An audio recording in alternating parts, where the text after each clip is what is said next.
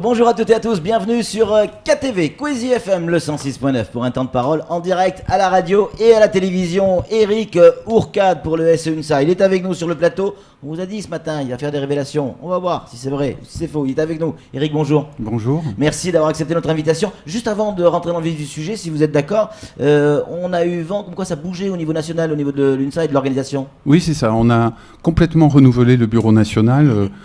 C'est une passation qui s'est passée dans la continuité, mais avec une équipe rajeunie. On a des secrétaires nationaux qui ont entre 30 et 35 ans. Rajeuni, c'est encore autre chose. Voilà, rajeuni.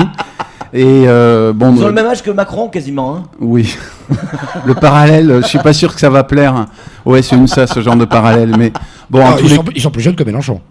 Ils sont plus jeunes que Mélenchon et en tous les cas, vu la pêche qu'ils avaient en tant que délégués nationaux, ça va bouger. Allez, on va parler de cette rentrée 2017 parce qu'on est déjà en avril et qu'en avril, il faut déjà travailler, et ça travaille déjà pour la rentrée prochaine. Comment vous, en tant que syndicaliste, vous voyez cette rentrée? Je fais allusion notamment au problème de recrutement. Alors d'abord, il faut dire que le vice-rectorat a obtenu des moyens supplémentaires pour la 3e année consécutive et qui correspondent finalement à l'explosion démographique scolaire. Mais en même temps que des créations de postes, cette année, pour l'année prochaine, on va avoir, de mémoire, on va avoir 280 postes qui vont être créés premier et second degré confondus. On va être en difficulté très probablement dans le recrutement des contractuels parce que nous n'avons pas assez de titulaires qui arrivent sur l'île pour combler ces créations de postes. Mais ça va être pris par des contractuels. Les salles ne vont pas rester. Si on est en capacité de recruter des contractuels et surtout de former, parce que la question c'est le recrutement est une chose, mais ensuite il faut les accompagner. Et là par contre au niveau de la formation, c'est à la fois un chantier passionnant, mais avec des besoins tellement immenses qu'on se demande comment on va pouvoir combler ces besoins. Vous avez demandé au vice-rectorat, vous les avez consultés pour savoir comment ils allaient faire et la manière dont ils vont s'y prendre en fait. Ils font dans un recrutement en plusieurs temps. Il y a d'abord eu le premier mouvement. Il va y avoir un second mouvement sur des postes à exigences particulières pour essayer de faire venir des personnes pointues dans la formation. Mais ça risque d'être compliqué, d'autant plus que dans les services, il y a aussi beaucoup de mouvements, il y a beaucoup de départs, donc ça risque d'être une rentrée compliquée. On va donner la parole à Samuel, mais cette phrase, Eric Ourcade, on l'entend tous les ans, et pas que de chez vous, tous les syndicats. Attention, la rentrée va être compliquée, on va avoir des salles où il n'y aura pas de profs, on a des problèmes de recrutement, etc., etc. Tous les ans. Et tous les ans, on a une rentrée qui se passe tant bien que mal, et il n'y a pas forcément de classe vide. Je suis d'accord, mais nous, on n'a jamais eu ce positionnement de dire ça va être la catastrophe. On n'a jamais été catastrophiste. Mais là, force est quand même de dire que, au regard du mouvement, au regard des limites qui sont, on les tient aussi des services qui sont très inquiets en fait. Nous, on est aussi très en contact avec les services et tout le monde est inquiet. Voilà. Bon, après. Nous, on espère se tromper.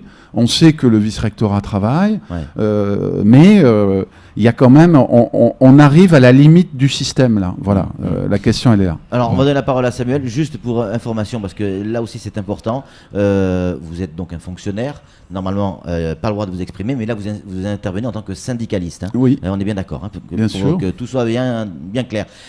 Samuel Baucher, le rédacteur en chef de France Mayotte Matin, a une question à poser, Eric. Oui, clairement, on voit qu'il y a une réponse de la part du vice-rectorat et du ministère quant au recrutement, le nombre de postes supplémentaires. 280, vous venez de le dire, pour cette année.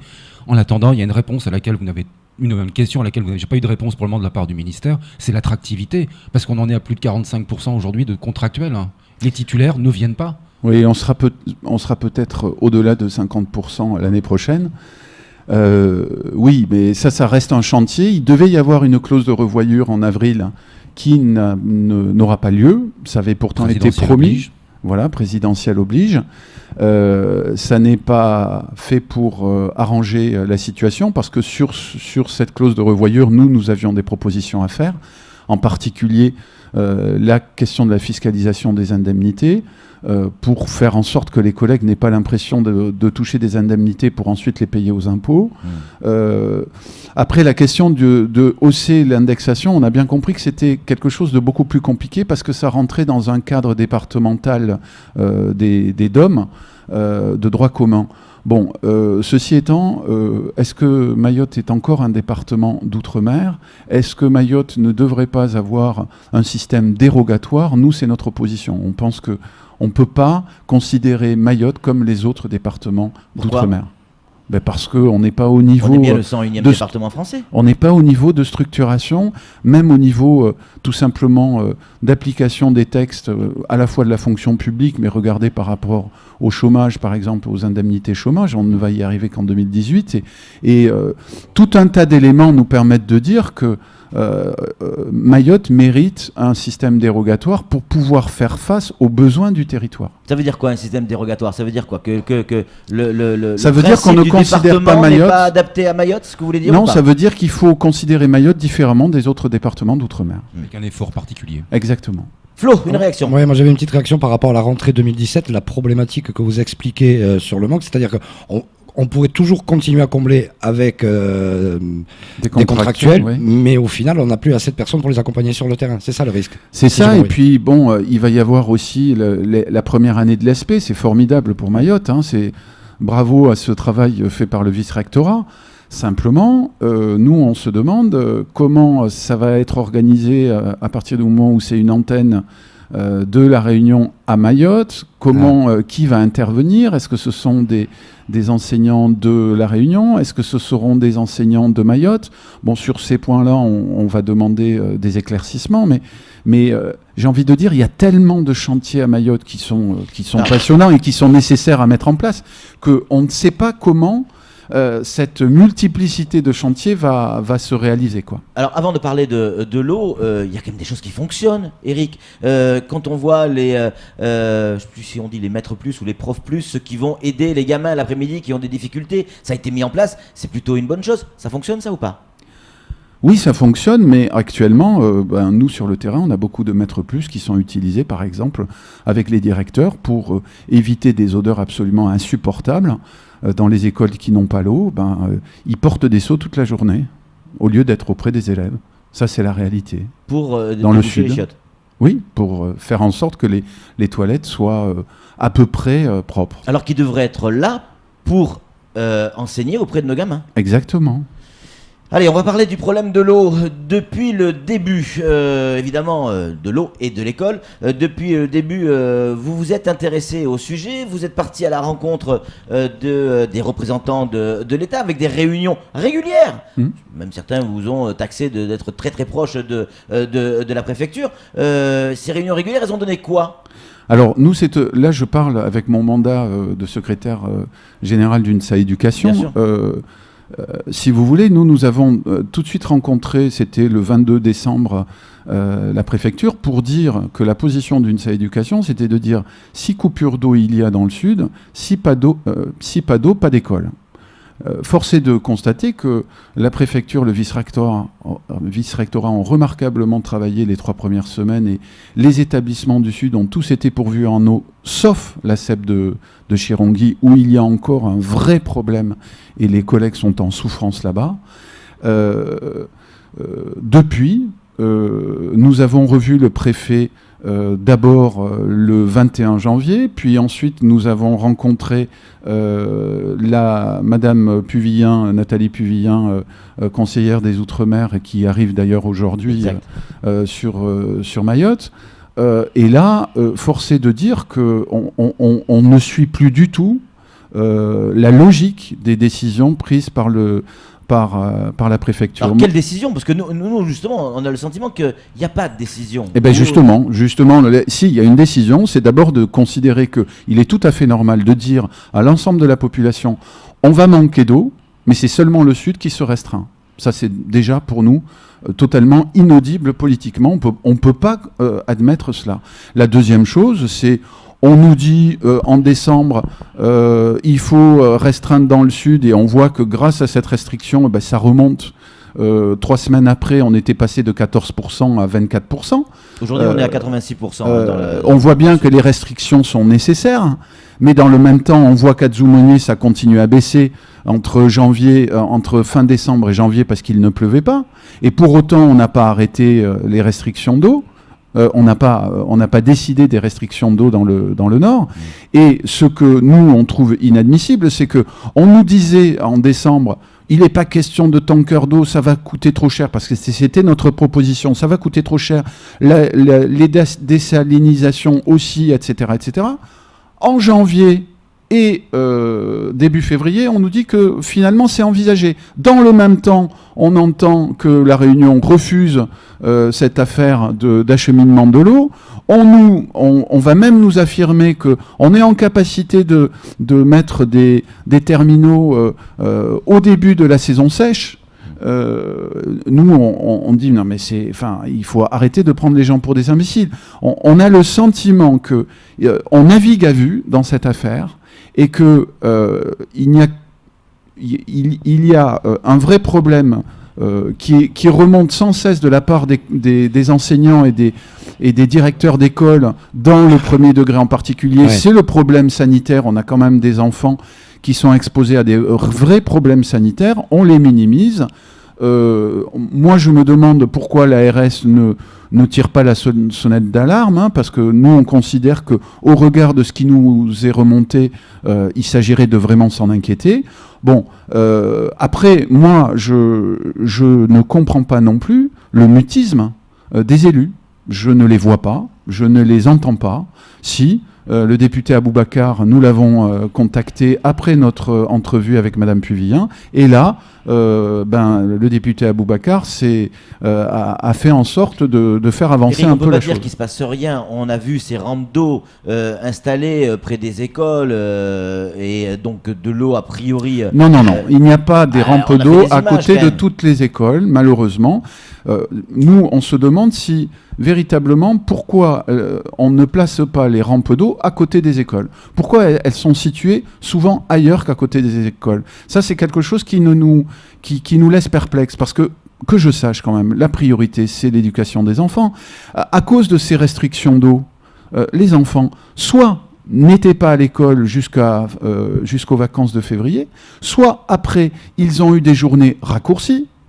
Et cela fait que depuis peu de temps que nous avons des écoles qui commencent à fonctionner normalement. Sont où ces rampes alors ?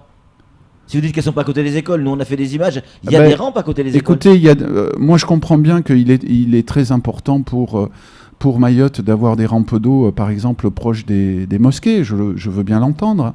Mais moi je demande juste, est-ce qu'il n'y a pas aussi une priorité à accorder aux enfants et à l'éducation des enfants? Moi j'ai l'impression quand même que ces 6 derniers mois, on a une génération entière, une année entière pour les écoles du premier degré, pour les enfants du premier degré, qui a été sacrifiée. Cette année scolaire a été sacrifiée parce qu'on leur a réduit leur temps d'école de façon hallucinante. Samuel. Oui, on parle des écoles bien évidemment et des rampes d'eau qui ne sont pas près des écoles. Mais vous me disiez en décembre, votre position, c'était s'il n'y a pas d'eau dans les écoles, il n'y a pas d'école. Oui. Mais aujourd'hui, il y a beaucoup d'écoles qui n'ont toujours pas d'eau et pourtant il y a des cours. Je pense à Canibé. Pourtant, c'est une commune éligible aux 500 000 € et aux aides. Ouais. Ils ont eu leur plan, il n'y a toujours pas d'eau. Les bouteilles ne sont pas distribuées. Et les équipes enseignantes font tout leur possible pour, malgré tout, assurer des cours 2 heures le matin et 2 heures l'après-midi. C'est la seule solution qu'ils ont trouvée. Mais les remontées aussi que nous avons, c'est que il vaut mieux pas être à côté des toilettes l'après-midi. Voilà. Et vous savez, ça pose un problème sanitaire réel. Eric, il nous reste 2 minutes. Comment vous voyez la fin de cette année scolaire ? On arrive, petit à petit, on arrive à juin, on est début avril, il nous reste à peine 3 mois. Vous parliez d'une année sacrifiée. Pour vous, ça y est, elle est déjà morte cette année scolaire ? Non, je me mets simplement à la place des collègues et surtout des parents et des élèves. Je dis simplement que les priorités ne me semblent pas bien identifiées actuellement par rapport à la crise de l'eau. Je dis qu'il faut des restrictions, je dis chapeau à la SMAE et à ses personnels. Je dis que simplement, il faudrait accepter l'idée que les restrictions sont nécessaires et sur l'ensemble du territoire. Ça se fait ailleurs, hein, vous savez, en Corse, quand il y a des nécessaires restrictions en eau, ça se fait. Et c'est tout le monde. Et c'est tout le monde. Ouais. Moi, je n'arrive pas à comprendre que la population, par solidarité, ne dise pas « mais non, on va tous se restreindre parce que de toute façon, on va tous être confrontés à ce problème d'eau incessamment sous peu ». Les gens de la SMAE le disent. Donc, il faut arrêter de se voiler la face. Et je ne suis pas tout à fait d'accord avec le collectif qui dit « non, nous on veut de l'eau, maintenant il y a de l'eau à Combani ». Ça n'est pas la solution. La solution, c'est de se restreindre, mais l'ensemble du territoire. Samuel, pour conclure, et on dit à la ouais, vous avez raison quand vous dites qu'il y a un silence assourdissant de la part des élus, notamment pour les 8 communes du Sud où il y a des tours d'eau. Mais j'ai envie de dire aussi, il y a un silence assourdissant du côté de l'ensemble des syndicats dans l'éducation. Il n'y a pas de mobilisation pour ce... Alors vous êtes sur ce plateau ce matin, mais moi j'ai pas vu Rivaux venir pour dire dans le premier degré, alors que c'est le syndicat majoritaire, je l'ai pas vu venir gueuler et dire c'est fou, c'est au tour d'eau. Pourquoi les syndicats sont-ils si muets ? Bah écoutez, là je n'ai pas d'explication. Vous avez qu'à leur poser la question, c'est ça ? Oui, et puis moi je vais vous dire que nous, ça fait depuis décembre qu'on est mobilisés là-dessus, on est très en colère. On essaie de garder notre colère et de l'exprimer en interne à la préfecture, au ministère des Outre-mer, parce que je peux vous dire que ça chauffe quand on les voit. Mais là, il arrive un moment où il faut dire stop, et il faut le dire parce que et aujourd'hui, vous dites stop ? Ah ben oui, on dit stop et on dit il s'agirait maintenant de prendre les bonnes décisions et d'arrêter de se voiler la face. Moi, j'aimerais que les élus fassent autre chose que de s'occuper de leur campagne électorale. J'aimerais qu'ils s'occupent d'autre chose que de voir, comme j'ai pu le lire là, de créer des camps pour les clandestins. Je préférerais voir les gens, les élus, tout mettre en œuvre pour que la question de l'eau soit traitée correctement, de façon solidaire, et pour que on assure aux enfants un service d'éducation. Éric Ourcade, merci beaucoup d'être venu sur ce plateau. Stop, il a dit. Oui, mais dans ce cas-là, on va faire une petite réunion. Hein. Ça va faire avancer les choses. C'est tout pour ce temps de parole. Tout de suite, la suite de nos programmes.